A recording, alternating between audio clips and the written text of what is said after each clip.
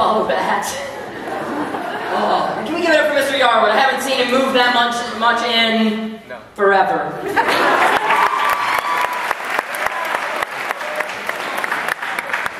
Now, there's a lot of people here tonight that know me, and I think that most of the people here that know me would agree that generally, I'm a pretty smart guy. Now, I'm not saying this to brag or to talk about how awesome I am. In fact, just the opposite. You see, for a smart guy, I've got a pretty dumb weakness. A girl I really like.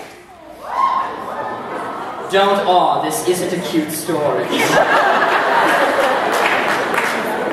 Whenever I'm around a girl who I'm emotionally invested in, my IQ drops by like 40 points. So tonight, I'm going to treat you all to the story of the stupidest thing I have ever done in my life. And yes, it involves a girl. It was the first week of my sophomore year. I head down to my bus stop, and down at the stop is a new girl I've never seen before. She's new to town, new to me, goes to the career center. She's smart, she's pretty, she's got a sense of humor, and it doesn't take me more than a week to go head over heels for this girl. Of course, as soon as I start liking her, she disappears. Now, I didn't realize this. Her bus stop had just been moved. I knew she lived on the other side of my block, but I wasn't going to go up and down the street knocking on every house going, "Do you have a pretty teenage girl in your house?" Even I know that's not okay. So I bide my time and I wait, and luck finds me. I go to homecoming a few weeks later, I go into the cafeteria, and who's sitting there but the girl of my dreams, surrounded by a group of her friends at one of the tables. So, of course, being the cool cat that I am, I wait about 5 minutes, mosey around between every other table, and eventually accidentally bump into her. This is what happens when the nerds try to play cool. So I bump into her, literally, make it look like an accident. I sit down, and for the next hour and a half, I play the good boy. I'm running drinks for the girls, I'm getting cookies, I'm telling stories and making them laugh. By the way, to this day, I cannot tell you who else was sitting at the table besides me and Dream Girl.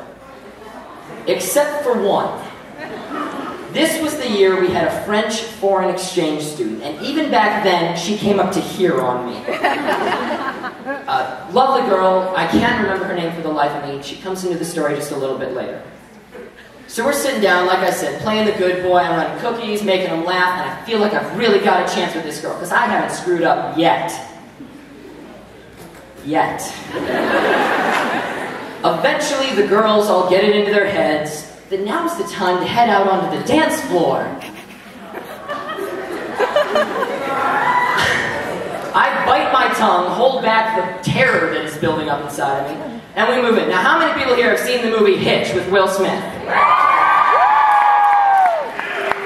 Oh, thank God, or this joke wouldn't have worked.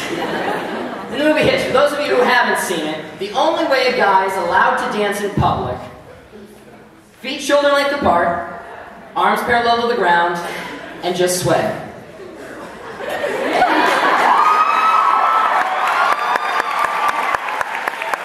That's it. This is where you live. This is safe. So for 20 minutes, I'm doing this, probably with the dopiest grin on my face, just thinking I'm pulling off the, Brad Pitt look or something. And eventually, the little French girl notices how I've been dancing and goes, "Sean, show us how you really dance." No, bad idea. I am the epitome of a pasty nerd when I'm dancing. I'm flailing in and out.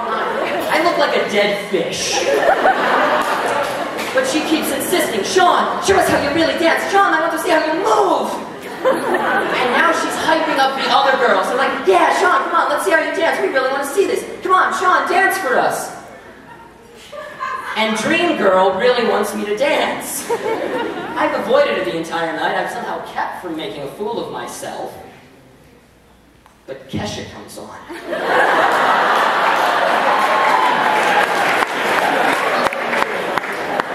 Dream Girl's right in front of me. I'm doing one of these. I'm all over the place. And I lean back, I set myself in, I pop it, lock it, drop it, and...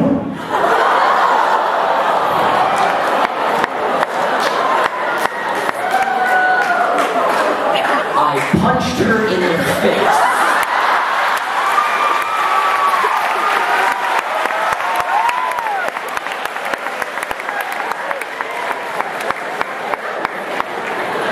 First of all, you're all horrible people for laughing at that. And second of all, oh my God, I'm stuck in this position for what feels like an eternity. She's on the ground. Her friends are freaking out. I'm quietly screaming inside my own head. We eventually get ourselves up. We get under her arms. We take her up. We drag her out because she's knocked unconscious. We set her down in the cafeteria. We've got an ice pack. We're holding napkins to her nose, trying to stop the bleeding. She comes to about 5 minutes later, and we dated for a year.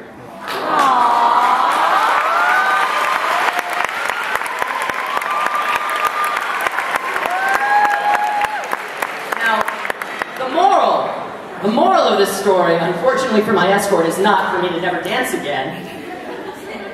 The moral I took from this was that whenever my friends come around asking for dating advice, I just step to the side, sit back, and let someone else handle it. Because me, I'm 1 for 1 with taking her out.